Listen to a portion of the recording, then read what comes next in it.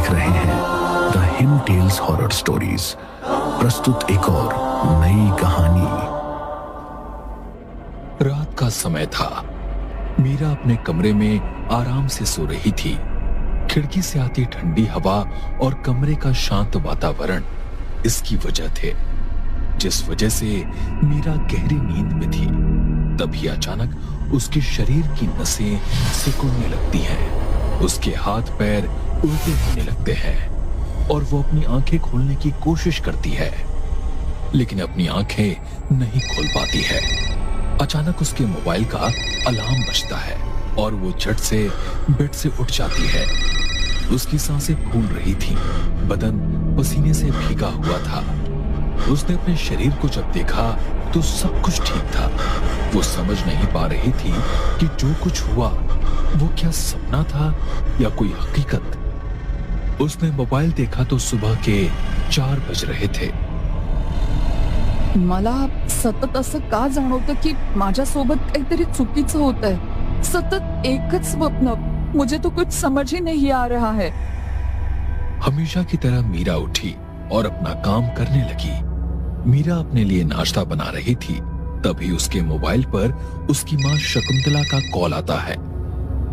बाळा, किती वर्ष झाली तुला पाहिलं नाही, पर कितना इंतजार करना होगा। मेरे आखिरी पल में तू साथ होती तो मेरी आत्मा को शांति मिलती। हो सके तो मुझसे मिलने आ जाना।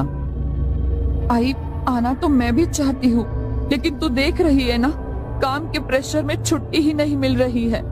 लेकिन तू चिंता मत कर, मैंने ऑफिस में ऑलरेडी रेजिग्नेशन दे दिया है। जैसे ही मेरा नोटिस पीरियड खत्म होगा मैं गांव चली आऊंगी, पर हमेशा तेरे पास ही रहूंगी, ठीक है? दर मैं फोन रखती हूँ, तू काळजी घे स्वतःची। मीरा ने कॉल रखा और नाश्ता बनाने लगी। तभी उसे ऐसा लगा जैसे उसके कानों में हल्की हवा के साथ कोई कुछ बोल रहा है।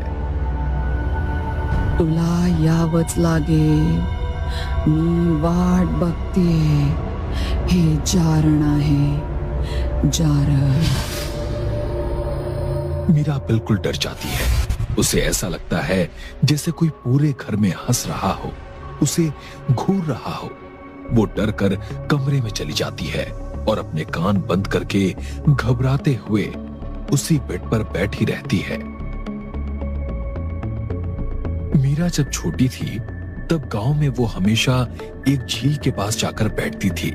एक लड़की थी जिसका नाम कुंदा था। वो झील के पास हमेशा उससे मिलने आया करती थी। वो दोनों पूरा दिन साथ में बिताते थे। मला शाळेत जायला ना आवडतच नाही। मला सुद्धा नाही आवडत शाळेत जायला। काय ते रोज रोज एकच अभ्यास करा। मुझे ना घूमना अच्छा लगता है। हम दोनों की सोच कितनी मिलती है ना, इसलिए तू मेरी बहुत अच्छी दोस्त है। चल, खूप उशीर झालाय, मला जायला हवं। आई राह देख रही होगी। ऐसा कहकर मीरा वहां से चली गई। पीछे से कुंदा रहस्यमयी मुस्कुराहट के साथ उसे देख रही थी। मीरा घर जा ही रही थी कि उसे सामने एक अजीब सी औरत दिखाई देती है। हरे रंग की चटकदार साड़ी, लंबे खुले बाल, हाथों में हरी चूड़ियां, माथे पर कुमकुम, आंखों पर बड़ा सा काजल, नाक में बड़ी नथ, गले में कोड़ियों की माला। ये सब देखकर मीरा डर जाती है और जैसे ही वो औरत मीरा के पास आती है, वो मीरा की आंखों में देखकर कुछ मंत्र बोलती है और मीरा के चेहरे पर एक फूंक मारती है। तब से मीरा अजीबोगरीब हरकतें करने लगती है। अकेले कमरे में बंद रहती, रात रात भर खिड़की से बाहर देखती, आधी रात को ही जोर जोर से हंसने लगती। उसके हंसने की वजह से आसपास का माहौल डर से भर जाता था। मीरा की मां शकुंतला को मीरा की बहुत चिंता होने लगी। एक दिन गांव की औरत शकुंतला को मिलने आई। हे बघ शकू, अशा गोष्टी वेळेस निस्तराव्या लागतात, नाहीतर पुढे खूप वाईट होईल। एक कसलं तरी जारण दिसतंय। देख, तेरी फिक्र है इसलिए बता रही हूँ, बाकी तेरी मर्जी। चल, मैं निकलते। मीरा की माँ को मीरा की बहुत फिक्र होने लगी। उसने मीरा को शहर भेजने के बारे में सोचा। उसे लगा गांव से दूर चली जाएगी तो यहाँ के बुरे वातावरण से भी दूर हो जाएगी। शकुंतला ने मीरा को अपने मुंह बोले भाई के पास भेज दिया। सालों बीत गए पर मीरा कभी वापस उस गांव नहीं गई। कुछ सालों के बाद शकुंतला का भाई भी बीमारी की वजह से गुजर गया। मीरा उस घर में अकेली रहने लगी। कभी कभी शकुंतला उससे मिलने शहर जाया करती थी। शकुंतला गांव जाने की तैयारी करती है और गांव के लिए निकल जाती है। वो अपने गांव के घर पहुंचती है। इतने सालों बाद अपने घर को देखकर उसके मन में डर बैठ जाता है कि कहीं वापस वही चीजें घटित ना हो जाए। एक पुराना सा मकान जो शायद अपने आखिरी दिन गिन रहा था, टूटा हुआ, जगह जगह जाली लगी हुई हैं और छत से पानी टपक रहा है। वो अंदर गई अपनी माँ के कमरे में। उसकी माँ बिस्तर पर सो रही थी। उसने अपनी माँ को जगाया। आई, आई, देख मैं आ गई तेरे पास। अब तो तू नाराज नहीं है ना मुझसे? आई मीरा, तू आलिस बड़ा, आंखें तरस गई थी तुझे देखने के लिए। अब तू आ गई है ना, अब सब ठीक हो जाएगा। मीरा अपनी माँ के गले मिली और खूब रोई और अपनी माँ से बहुत सारी बातें कही। अगले दिन जब मीरा उठी और तैयार होकर आई तो उसने अपने घर के अंदर एक लड़की को देखा जो पीठ के बल खड़ी थी। कौन है वह? ओळखलं ना इसका मला? मैं तेरी बचपन की सहेली कुंदा। कुंदा ने अपना चेहरा दिखाया। अपनी बचपन की दोस्त को देखकर मीरा बहुत खुश हुई और जाकर उसे गले लगा लिया। दोनों एक दूसरे से मिलकर बहुत खुश हुए और वापस अपनी पुरानी यादों को जीने के लिए उस झील के पास चले गए। तुझे याद है बचपन में हम यहाँ आकर कितने मजे करते थे? क्या हुआ? क्या सोच रही है इतना? देख मीरा, ऐसी बातें तो मैंने भी बहुत सुनी है और इसका इलाज भी जानती हूँ, पण तुला माझी एक गोष्ट ऐकावी लागेल। काय? कुंदा ने मीरा के कान में कुछ कहा। मीरा कुछ पल के लिए गहरी सोच में डूब गई। उसने पीछे मुड़कर देखा लेकिन वहां कोई नहीं था। मीरा अपने घर चली गई। आधी रात को जब शकुंतला सो रही थी तब मीरा उठी और तैयार होने लगी। उसने हरे रंग की साड़ी पहनी, चूड़ियां पहनी, माथे पर कुमकुम लगाया, गले में कोड़ियों की माला पहनी, बाल खुले रखे, आंखों में बड़ा काजल लगाया। तभी दरवाजे पर एक दस्तक हुई। मीरा ने दरवाजा खोला तो सामने कुंदा थी। उसने भी मीरा की तरह ही पहनावा पहना था। दोनों अंदर घर में एक पुराने कमरे में गए जिस पर एक बड़ा सा ताला लगा हुआ था। कुंदा ने वो ताला तोड़ दिया और अंदर चली गई। अंदर पूरी धूल और मकड़ी के जाले थे। वो उस कमरे में कुछ ढूंढ रही थी। तुझे पक्का यकीन है कि वो चीज यही हमें मिलेगी? हाँ, तू टेन्शन नको घेऊस। आईने मला लहानपणी इथेच दाखवलं होतं। दोनों उस घर में कुछ ढूंढ रहे थे। तभी मीरा को एक बड़ा सा संदूक दिखाई देता है। वो राहर, उसमें है वो किताब। दोनों ने मिलकर संदूक खोला और उसमें कुछ ढूंढने लगे। तभी मीरा के हाथ एक किताब लगी। मिल गई। हे बघ, हेच आहे ते पुस्तक। दोनों ने पुस्तक बाहर निकाली, उसके ऊपर की धूल साफ की और उसी कमरे में पंचतंत्र का घेरा बनाया और उसके अंदर बैठ गए। उस किताब को खोला और उसके अंदर के मंत्र पढ़ने लगे। अहम नवमी करनी करनी जारन करनी, अहम नवमी करनी करनी जारन करनी।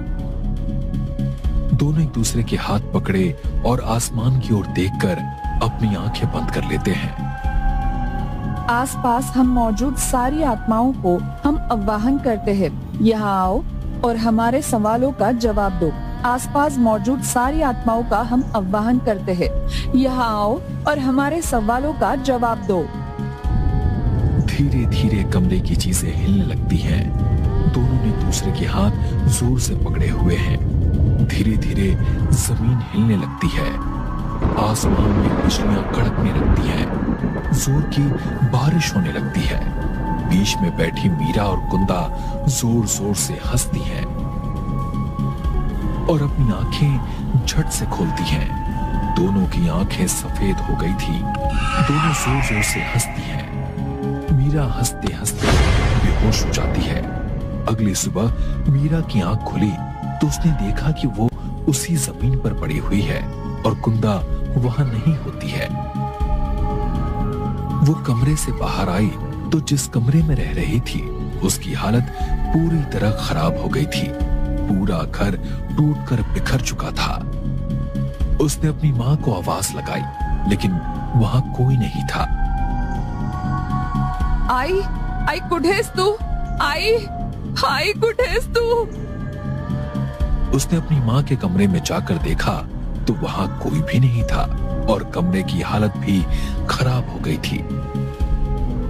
उसे कुछ भी समझ में नहीं आ रहा था कि ये सब क्या हो रहा है। वो गिरती संभलती घर से बाहर निकली। बाहर कुछ लोग हैरानी से उसे देख रहे थे। क्या हुआ? आप सब मुझे ऐसे क्यों देख रहे हो? तुम यहाँ क्या कर रही हो बेटी? और कौन हो तुम? माजन और मीरा, मैं शकुंतला की बेटी हूँ। लेकिन तुम अब यहाँ क्यों आई हो? अब यहाँ क्या रह गया है तुम्हारा?